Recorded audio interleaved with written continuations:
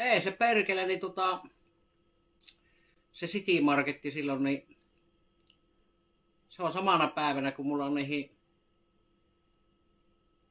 henkilöiden kanssa, jotka hyökkäs minun kotiin, niin niihin kanssa on käräjät, niin samana päivänä on se City Marketti keissikki sillä käräjillä.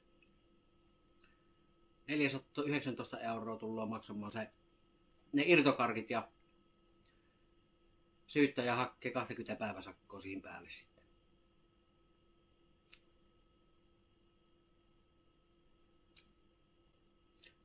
Tuommoinen viien käräjille kanssa, niin ihan järjetön. Siis käräjille viien tuommoinen, että sä oot irtokarkkia ottanut paljalla käsillä laarista, niin hyvää päivää tätä Suomen lakia.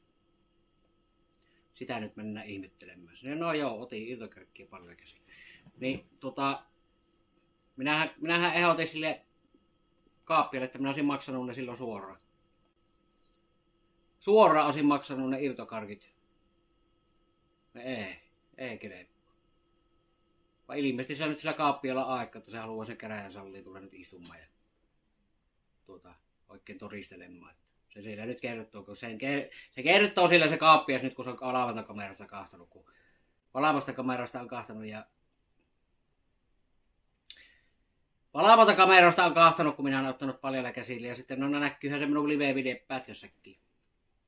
Mutta tuommoinen lähdetään käsittelemään sinne, joka on päivänselvä asia. Minä olisin voinut maksaa ne vitun irtokarkit suoraan sille. Niin tuonne pitää sinne salliin lähteä nyt istumaan. Ja kun siinä ei ole mitään epäselvyyttä, minä olen myöntänyt sen, minä otin. Niin se on ihan päivänselvä asia. Se on riidaton asia. Ja minkä takia riidatonta asiaa lähettää? Sen takia, että syyttäjä haluaa mulle 20 päiväsakkoa, niin sen takia, kun sinne vittu lähettää istumaan. Lähettäisivät ne vitun päiväsakot suoraan, ja minä maksasin se vitun paskat sille vitun myy kaappeille, niin eikö sitä sillä selviä? Niin sinne lähettää nyt, siellä ihmetellään nyt sitä. Se koko homma käypää sinne läpi ja sitten ihmetellään. Ja täysin riidaton asia. Siinä ei ole niin mitään epäselvyyttä, niin sitä ihmetellään. Ja sama homma on tämä, jotka hyökkäs multa varasti tietokoneen, niin sitä lähettää nyt sitä ihmettelemään kanssa sinne, että kun minä olen sanonut, että jos ne tullaan vielä kerran, niin minä ammun niitä polvet paskas, niin sitä lähettää ihmettelemään. Ja siinä syyttäjä haluaa kanssa mulle päiväsakkoja. Niin 2 niin kuin täysin turhaa tappasta. Täysin turhaa tappasta on siinä, että löysivät suoraan sakot, vaan mitä on niin säästys niin turhanpäiväiseltä höpö jutulta. Höpö jutuilta, että ne on sitten joskus milloin se 10. lokakuussa on vasta käräjät. Lokakuussa on ne käräjät vasta.